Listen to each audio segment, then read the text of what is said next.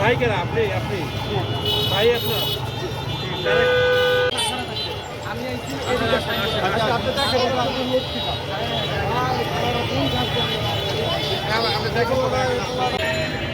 আচ্ছা, অ্যাম্বুলেন্সে কি পরিমাণ খরচ যেতে হবে স্যার? কোন জায়গায় যাবেন? ঢাকা হাজারীবাগ যাবো, বুদ্ধিজীবী কবরস্থান। আচ্ছা আচ্ছা, এই কি হয় আপনার? বিষয়টা হচ্ছে যে এটা আমরা ক্লিয়ারেন্স পাইয়া বুঝে একবার আপনাদেরকে জানাই, এর আগে তো আমি জানাইতে পারি। এটা কি আপনার ভাই? আপনার ভাই? আচ্ছা জানাই। আপনি কনফার্ম হয়েছেন যে এটা আপনার ভাই?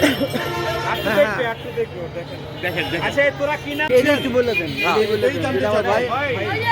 ভাই ও তো মারা গেছে আপনার ভাই, আপনি কি চিনছেন? তো এটাই শেষ। এই একটা ব্যানার ব্যবস্থা কর নাকি? বনি দেখাইছেন অনেক, আপনি অনেক যথেষ্ট পরিমাণ করছেন।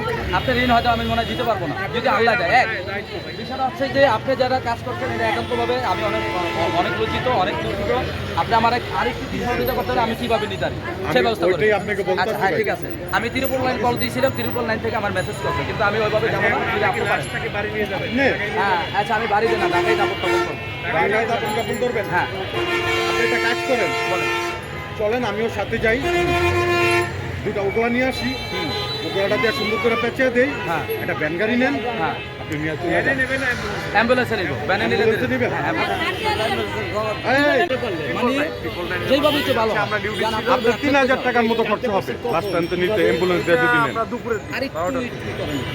আচ্ছা আসেন না ভাই, আমি কিছু না তো। আচ্ছা, পরে হলো এখানে ওই যে ওরা যাদের সাথে চলতো তাদের কেউ বললো যে ওর নাকি ইয়ে আছে, ওর গার্জেন আছে গেন্ডারিয়া, এবং কোনো মোবাইল নাম্বার ছিল না। পরে আমরা তাদেরকে ওই সিএনজি আলাকে আমরা ভাড়া করে দিয়ে ও গেন্ডারিয়া পাঠাইছি, যে তাদের বাসা চিনে।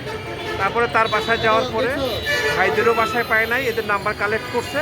পরে আমার তাদের সঙ্গে যোগাযোগ হয় এবং তারা আসছে, এবং তারা এসে তো শনাক্ত করলো যে এটা তাদের ভাই। আপনার কি মনে হয় যে কতদিন আগে লাস্ট?